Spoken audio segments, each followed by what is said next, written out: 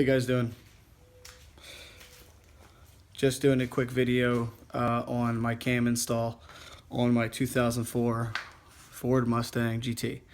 I'm swapping out the stock cams and valve springs, and I'm putting in new valve seals and new comp beehive springs and retainers, and comp cam extreme energy 274 stage 4 cams.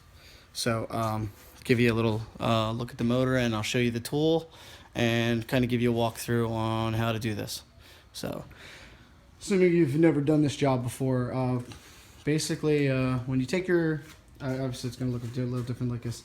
When you take your valve cover off, you're going to see your cam here. The chains are going to run, down the front here on both sides. They're actually going to be behind the timing cover, which actually sits there and bolts up.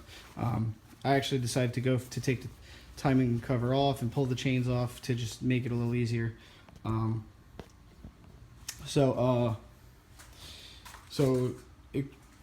you never did this job before, you take your valve cover off. If you're going to take the front cover off and go that route, you can. And then once you disassemble everything, take your cam out and everything, basically your setup will look like this. You see, these are obviously I already did this job, so all the valve springs and retainers and everything are already in. Excuse me, I got like debris sitting down in here. It's all gonna get cleaned out. There are a couple ways of compressing the valve springs. If you don't want to take the headers off the heads off the car, there's a couple ways to do it. What we decided to do was to bring the piston up to the top, and obviously we're going to pull all the spark plugs out, disconnect all the wiring harness, and then once you're looking into the spark plug hole, you're going to look for the piston. You're going to turn the engine over because there's no compression now. Bring the piston up to the top of the cylinder, and you're going to change the two valve springs, retainers, and valve seals for one cylinder at a time. So I'll show you this. This is the tool, and I'll explain how it works. So here's the tool for compressing the valve spring. Comp makes another one that kind of it's a clamp, and if I can get a picture of it, the other tool I'll show you. But this is the tool. This is the one you want. This, see, it has 4 bolts there. These 4 bolts bolt down, and there it goes. That's one light. See those 4 holes right there. So basically it bolts on right here. This is going to allow you to change 4 valve springs. You're only going to have to move this tool 4 times. So you move it here, and then once you change those 4 out, you're going to move it back there, and you're going to change those 4 out, and then obviously switch to the other side. And then once this tool is bolted on, basically this bolt will actually push down on this part of the tool, and I'm going to show you a little video on this. And then this lip here actually pushes down.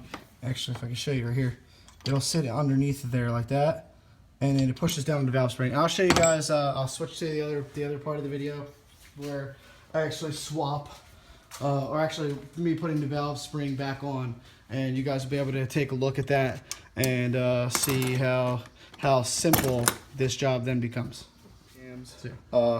This is for compressing the valve springs to be able to swap them out. I'm also swapping out the valve seals, putting new valve seals in, and I'm putting in new retainers from Comp to go with the Comp beehive springs, which are here. If I can give you a little side-by-side comparison of the Comp spring compared to the stock spring. Let me take the retainer out so you can actually see. Say beehive spring's a beehive spring on the right, stock spring on the left. Drop that there. Oh. All right, new spring. So if you follow the advice of people on the internet and your friends and whomever, they might tell you to put a rope inside to hold the valves up. I tried that. The rope worked. It held the valves up great until it didn't work, which is when the rope got knotted inside of the cylinder on this side. You can see this is all disassembled, and I still have to change these 2 valve springs here because the rope got stuck in this cylinder. And here's the rope. So rope got tangled in there. It took me probably, I don't know, 20 different tries to get it out. But now I got this tool here, which compresses the valve springs. I did a little research, and after talking to a friend of mine who builds engines, we kind of came up with the solution that you just bring the piston up to the top of the cylinder, and business as usual. It's only going to fall half an inch at most, so the valve's not going to fall into the cylinder, which is I guess the concern when you are swapping valve springs with the head still in the car. That would be bad, and especially for me. I have long tube headers. I don't know if you can really get a good look at them down there. Yeah, they are. I have Cook's long tube headers on the 2 valve. Not a lot of room to work, so if the headers would have had to come off the card to get the heads off, because there's no room to work because I still have the stock K member on there. Nonetheless, I'm gonna try to see if I can. I'm gonna do my best to see if I can give you a video of how this tool works. I already have the valve spring off, but I'll show you how to put it on, which is basically just you're doing everything in the opposite. All right, stand by. All right, back to what I was saying here. So these guys are they've tuned a lot of decent vehicles in the area, and are building good power. Excuse me, just pulling some dust out of there. So I'll be going down to them, and hopefully we'll see what kind of power they're gonna make for me. I mean, I'm excited. I'm just excited to get the car back together. It's already summer. Officially, it's the first day of summer's next week. Or I guess it's 2 weeks now. I'm thinking about it, but excited to get the car back together. So hopefully it will be by the end of the weekend. It'll be at least running, so I can get started with everything else that I have to do. It's been a long process getting these cans in. Unfortunately, I started it, ran out of time, ran into a snag, ran out of time. I had to deal with a couple things, house stuff, and et cetera, et cetera. Life basically takes over. Car got put on hold for a few weeks. Not the end of the world though. Alright, so now we're going to put these retaining clips back in. This is just grease on the end of a flat screwdriver. Basically, you're going to slide these down in, and you're going to stick them in place. And then if you are dominant to one hand over the other, like I am, you spin this to the other side so you can actually get the other one on and seated without running into any problems. So grab the other one here. And what you're going to do is you're going to put grease inside of it. I'm going to show you before I put grease on it. They have these little teeth in here, right? So you're going to put grease inside there.